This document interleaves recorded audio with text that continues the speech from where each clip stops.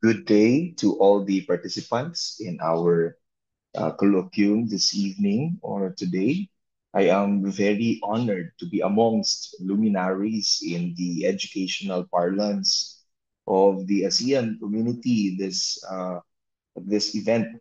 I am very happy to represent not only our school, the University of Mindanao, Digos College, and our department, the Department of Teacher Education, under the esteemed leadership of our program head for the Bachelor of Secondary Education, Dr. Ana May Monteza.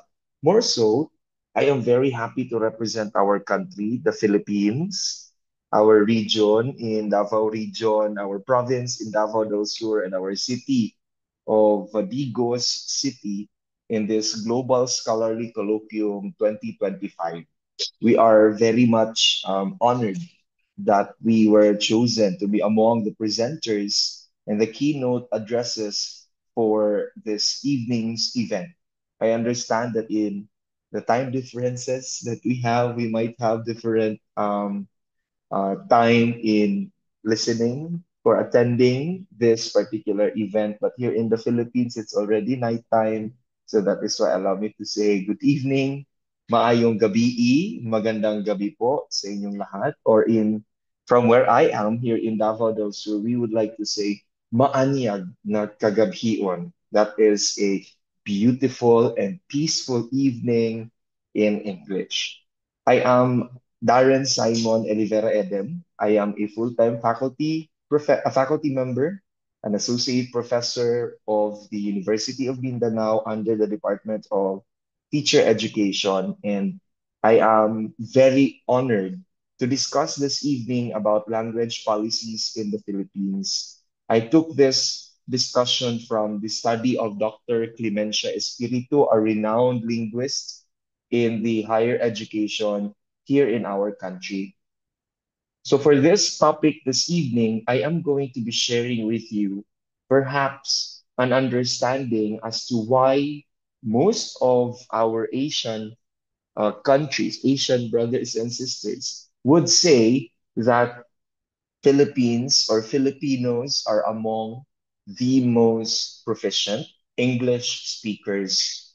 However, I am also going to be presenting the harsh and the painful reality that us Filipinos, especially our generation, born of the what they say millennial and Gen Z, are having difficulty in not only understanding or comprehending our national language, but as well as communicating it in our day-to-day exchanges or day-to-day experiences. So let me first go into the history of language policies in the Philippines. I would like to also add that I am also currently studying law. I am a third year law student in one of the most prestigious law schools in the country. We rank 28 out of 600 plus law schools in the country. That is why I chose to discuss a topic regarding policy formulation and the history of language policies that led to the formulation of programs in relation to language here in our country because I can relate as an English major, as a public administrator, and as a law student. So let's dive in to our discussion this evening. So, firstly, I would like to present or share with you the legal basis of the language provisions here in our country, which is the Philippines. As you have known, we have been colonized by the Spaniards, the Americans, and the Japanese. However, our country have already identified languages that has already been spoken by the natives before the Spanish colonization. So to put a clarity and to put a finality to the long debated arguments after we were given our freedom, arguably in the Treaty of Paris in the late 1890s and early 1900s, our constitution revised and adapted to the needs of language formulation and language policy making here in our country. So as of the latest, the language provision in the 1987 Constitution of the Republic of the Philippines, which are embodied in Article 14, Section 6 and 7, provide the legal basis for the various language policies that are being implemented in the country. So it is anchored on these provisions under our constitution, where we are implementing various policies on language implementation in our educational system and in the totality of governance in our country. The ratification of the above mentioned constitution resolved the issue on what the national language is, since in the 1935 and the 1973 Philippine charters, it was not clear as to what really is the identified and acknowledged national language in our country.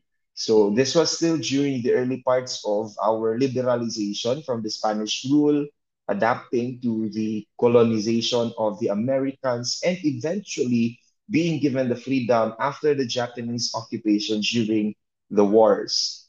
So to continue, the provisions in our constitution are as follows. Section 6 provides that the national language of the Philippines is Filipino. As it evolves, it shall be further developed and enriched on the basis of existing Philippine and other languages. What is being referred to here as other languages will be touched later on my discussion as to a research study conducted by the University of the Philippines. As mandated by our constitution, Filipino as our national language is to be further developed and enriched based on our languages here in the Philippines. Now, for purposes of communication and instruction in educational institutions, the official languages of the Philippines are Filipino and, until otherwise provided by law, English. So it is very much specified and detailed that we can and we are to use English as a medium of instruction and communication unless otherwise it is provided by law. To continue, the Philippine educational system adapted the Philippine bilingual education policy, consistent with the 1987 constitutional mandate and the declared policy of the National Board of Education on bilingualism in the schools as formalized in NBE Resolution number 73-7 series of 1973. The Department of Education, Culture, and Sports, otherwise known as DEX, promulgated the language policy.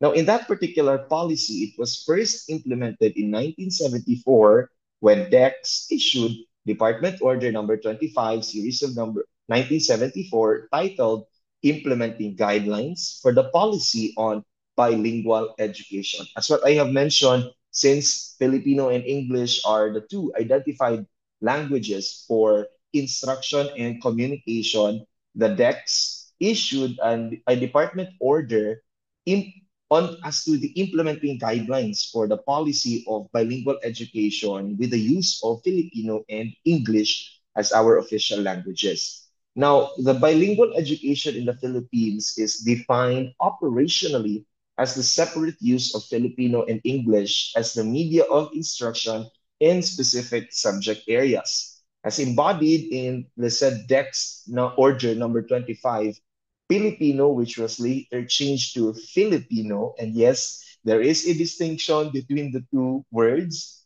shall be used as medium of instruction in social studies or social sciences, music, arts, physical education, home economics, practical arts, and character education. Meanwhile, English, on the other hand, is allocated to science, mathematics, and technology subjects. The same subject allocation is also provided in the 1987 policy on bilingual education, which is disseminated through Department Order number 52, series of 1987. Now, with this particular take on language policy formulation, our goal or the goal of our educational system is to make Filipinos competent in speaking both Filipino and English. As provided further, the policy states that the policy on bilingual education aims at the achievement of competence in both Filipino and English at the national level. Therefore, through the teaching of both languages and their use as media of instructions at all levels. Hence, the regional languages shall be used as auxiliary languages in grades 1 and 2. Therefore, the aspiration of the Filipino nation is to have its citizens possess skills in Filipino to enable them to perform their functions and duties in order to meet the needs of the country in the community of nations. Therefore, during the earlier years or during the 1970s and the 1980s, our policy framers have already considered Filipinos to be globally competent in the ASEAN region and, in fact, even the entire world in that regard. So, in this formulation of this policy, it also stated that there are specific goals that should be met by the bilingual education policy as enshrined in the 1987 Constitution, which are as follows. First, enhance learning through two languages to achieve quality education as called for by the 1987 Constitution. The propagation of Filipino as a language of literacy, the development of Filipino as a linguistic symbol of national unity and identity, the cultivation and elaboration of Filipino as a language of scholarly discourse, that is to say, its continuing intellectualization, and the maintenance of English as an international language for the Philippines and as a non-exclusive language of science and technology.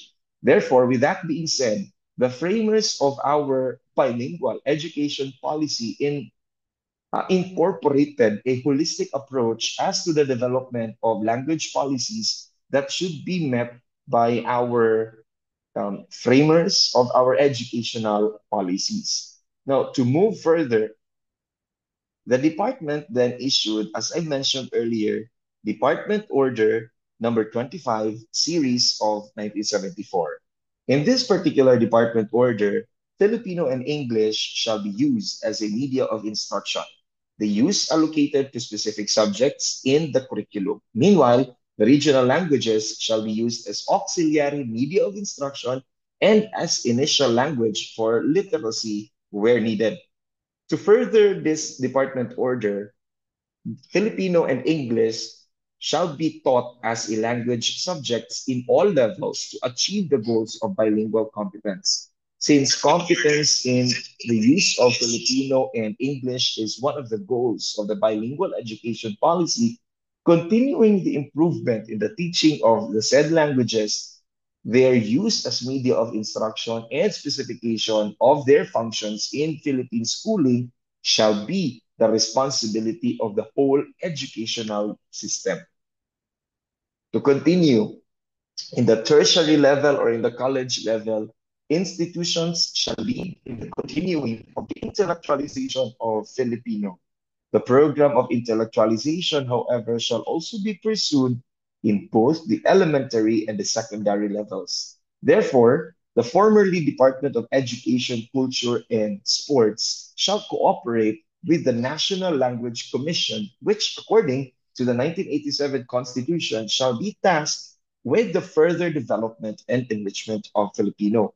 Now, talking about the Department of Education, Culture, and Sports, this department shall provide the means by which the language policy can be implemented with the cooperation of government and non-government organizations. I will be expounding on that so-called cooperation of government and non-government organizations in my talk in the later slides. Further, in this particular department order, the department shall program funds for implementing the policy in such areas as materials production, in-service training, compensatory and enrichment program for non-Tagalogs, which is a region or group of individuals residing in the Luzon area, the development of a suitable and standardized Filipino for classroom use, and the development of appropriate evaluative instruments.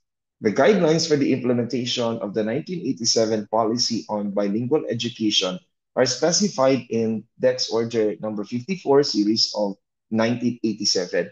Among these are the need to intellectualize Filipino and the concrete steps suggested towards its realization.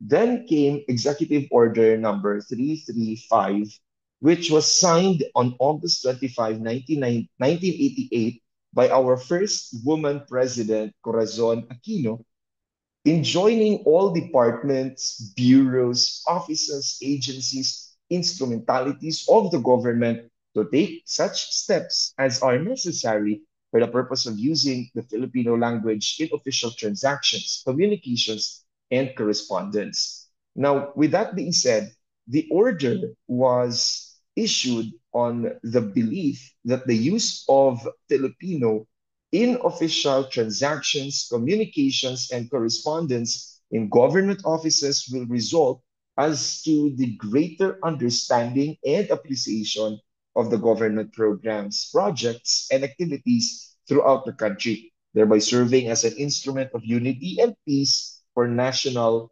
progress. Now, among the goals of the instrumentalities of the government enjoined in that particular executive order are to take the steps to enhance the use of Filipino in official communications, transactions, and correspondence in their respective offices, whether be it in the national or local level.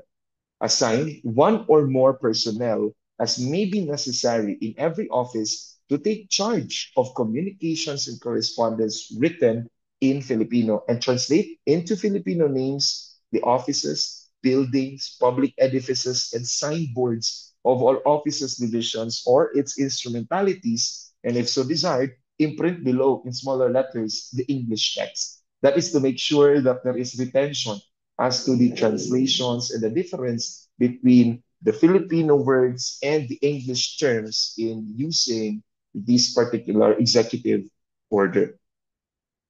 Moving further, Philippinize, we are also enjoined to Philippinize the oath of office for government officials and personnel. Make as part of the training programs for personal development in each office the proficiency in the use of Filipino in official communications and correspondence. The Commission on Filipino Language, formerly the Institute of Philippine or National Language, was ordered to formulate and implement programs and projects for the full and effective implementation of the objectives expressed in the said executive order. So if you can observe, our government and the framers of these policies really went into great lengths and specifications in order for us to promulgate the languages that we have here, which is Filipino and English.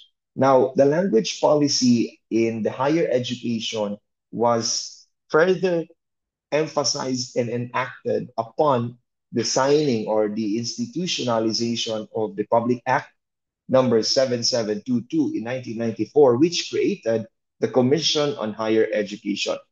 This act, which is known as the Higher Education Act of 1994, provides that the CHED shall be independent and separate from the DEX and attached to the office of the President for administrative purposes. Its coverage shall be both public and private institutions with higher education, as well as degree granting programs in all post secondary educational institutions, whether be it public or private. One of the first steps took by CHED was to update the general education curriculum of our country in the tertiary courses, leading to an initial bachelor's degree covering 4 curriculum years. This was done to make the curriculum more responsive to the demands of the next millennium, which is now this generation. Now, with that being said, listed below are the miscellaneous of the memorandum in language policy. In consonance with the bilingual education policy underlined in Dex Order number 25, number 52, rather, series of 1987, the following are the guidelines vis-a-vis the medium of instructions to it language courses, whether Filipino or English, should be taught in that particular language. Therefore, at the discretion of the higher educational institution, literature subjects may be taught in Filipino, English, or any other language as long as there are enough instructional materials for the same and both students and instructors or professors so that they can be competent in that particular language. That is why we are very much excited if we can learn also the literary pieces coming from the nations that are participating here, since it is tackled in our literary literature subjects. That is why the translations are very important so that we do not get a miscontextualization of your literary pieces as well in the list. Now, further stated in this memorandum that courses in the humanities and social sciences should be preferably taught in the Filipino language. Now, Dr. Clemencia Espiritu is a linguist who obtained her doctor's degree in philosophy and linguistics at the Philippine Normal University. She was also the founding president of the Asosasyon ng mga Dalubhuro sa Filipino, and she is the director of language study in the Center of the Philippine Normal University, as well as the chairperson of the Technical Committee for Filipino Commissions on Higher Education. However, I would just like to point out that from the Beck's order in joining the higher education and as well as the government and non-government offices in our country, the revised basic educational curriculum was also updated to the K to 12 basic education curriculum, or we call it K-12, wherein it stated under Depth and Order number 16 series of 2012 that there is now what we call the MTB-NLE, or the Mother Tongue-Based Multilingual Education Framework, which sets the regional languages as the medium of instruction across all subjects from grades 1 to grade 3 in order for us to make a concrete manifestation of the mastery of the regional languages in the different localities or the different regions in the Philippines. This enjoined and acknowledged major regional languages here in the Philippines. That is why here in our region, in Davao region, we have vernacular or Bisaya as our mother tongue. In other areas in Mindanao, you also have their Chabacano, among others. And you also have their Ilonggo, you also have their Ilocano, Tagalog, etc., etc., to tailor fit the requirements of making sure that our learners are efficient and proficient in our mother tongues before they can explore and expound in the use of Filipino and English. The lack of veritable policies for translation challenges the implementations that our lawmakers and the educational system in the Philippines possess. Thus, this highlights the core importance of translation in the development of instructional materials in our mother tongue. In a study conducted by the University of the Philippines Language Department, they identified and underlined the importance of translation policies into securing a proficient and specified fees, a degree in translation, and a support coming from the government, the academe, the religious sectors, and the media here in our country. So that is the history and the developments of language policies here in our country, which is the Philippines. We are still much on the discovery and as well as the development of more language policies that could tailor fit our own regional languages here in our country. But that does not mean that we are less competent and proficient in speaking both Filipino and English. However, studies are still being conducted, especially on how to translate English literature to tailor fit not only the Filipino language, but as well as the regional languages that is identified under the K-12 basic education curriculum that is being implemented here in our country at the moment. So with that being said, I'd like to end my discussion on the language policies in the Philippines. If you have any questions as to more of the updates that we are providing, please feel free to message it in the chat box in the Zoom meeting. And we hope that we can address them so that we can also collaborate with the other participating countries in this global colloquium into enriching and furthering the gaps, in addressing the gaps that we have in the higher educational institutions. I will be very happy to hear from our respective participants here this evening, and my great admiration and salutations not only to Dr. Monteza, but as well as to the other participants who are here and who are organizing this event. Thank you for providing us the platform of making this a realistic and a successful colloquium for 2025. I would like to thank our convener, Dr. Subhatra Cheladural, and of course, our president of the JCI, AS Derwin. Thank you very much, as well as to my other keynote addressors for this evening's Global Scholarly Colloquium 2025. We hope to hear from you and we hope to exchange research studies in furthering our ways and means of formulating policies and programs that can help and benefit our member nations in this colloquium. Thank you very much, and we hope to hear from our participants very, very soon. Daghang salamat.